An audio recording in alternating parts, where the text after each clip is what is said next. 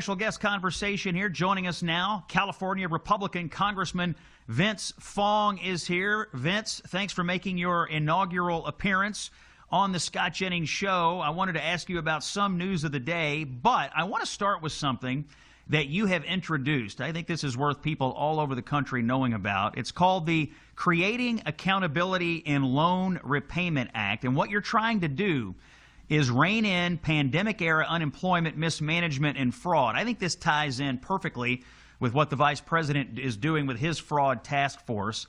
Tell us about this effort that you've spearheaded here to claw back some of this mismanaged taxpayer money. Thanks, Scott, for having me. Yeah, I mean, fraud is not a random thing in Gavin Newsom's California. It's a structural feature. And so what a lot of your listeners don't realize is that California borrowed $20 billion from federal taxpayers to cover its unemployment insurance fund during the pandemic. And right now, California is the only state in the nation that has not paid back its debt. That owing $18 billion after interest, by the end of this year, it will probably owe $23 billion. And $32 billion went to fraud. $1 billion went to prisoners and international crime syndicates.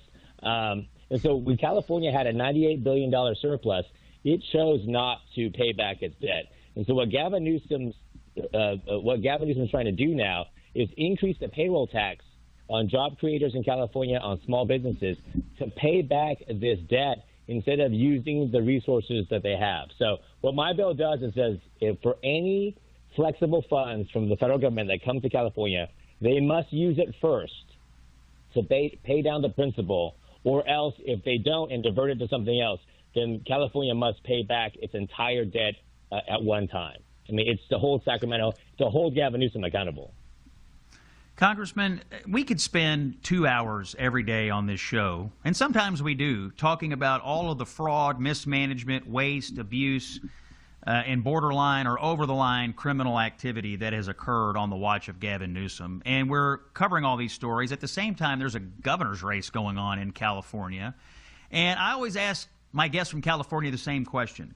When are the people of California going to wake up to this and realize that their state capital is being absolutely decimated? Their quality of life, you know, it's a beautiful state. You have all the blessings that nature and anybody could ever give you in California, and yet these corrupt Democrats like Gavin Newsom and others have a stranglehold on California. And is there any evidence that the voters out there are going to notice this and say, you know what, it might be time to try something totally different and get rid of all these characters who have run our state into the ground?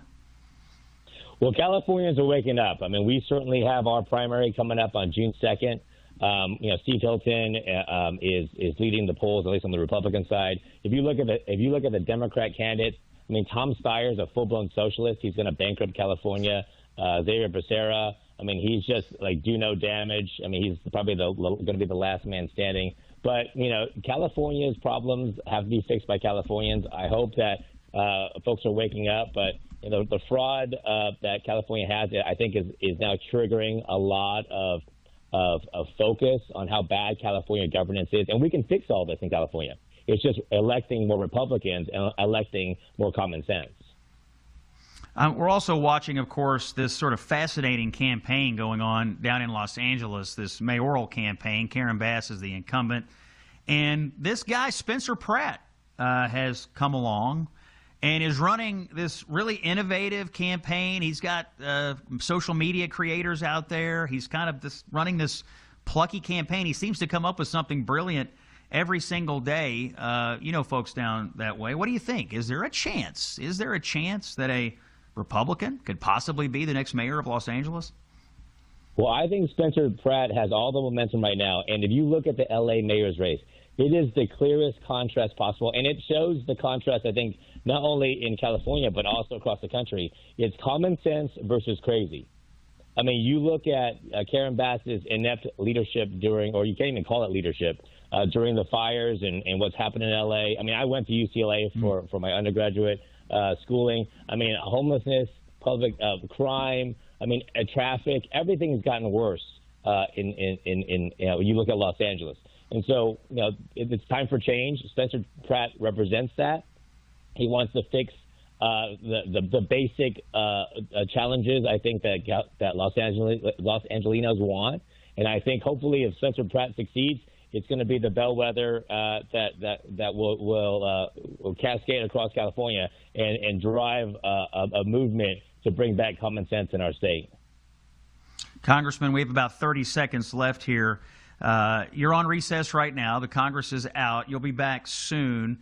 What is your expectation for the rest of the summer? What are your goals for the House Republican Conference when you get back? What do we need to deliver here to the American people to give Republicans the best chance to win the November election? Well, we got a lot on our plate. I mean, we got to fund Department of Homeland Security. We got to fund ICE and Border Patrol. That's number one, and two, we got to get a farm bill done. I represent the food production capital of California. Our farmers are hurting. We need to get that done. We got a big transportation bill to get done to build roads and bridges. That's what President Trump wants to do. I mean, we got so much to do. Democrats don't want to govern. And so we got to do the tough things, make the tough choices to actually support the president, get his agenda passed. And if we do that, we'll have a lot of momentum going into November.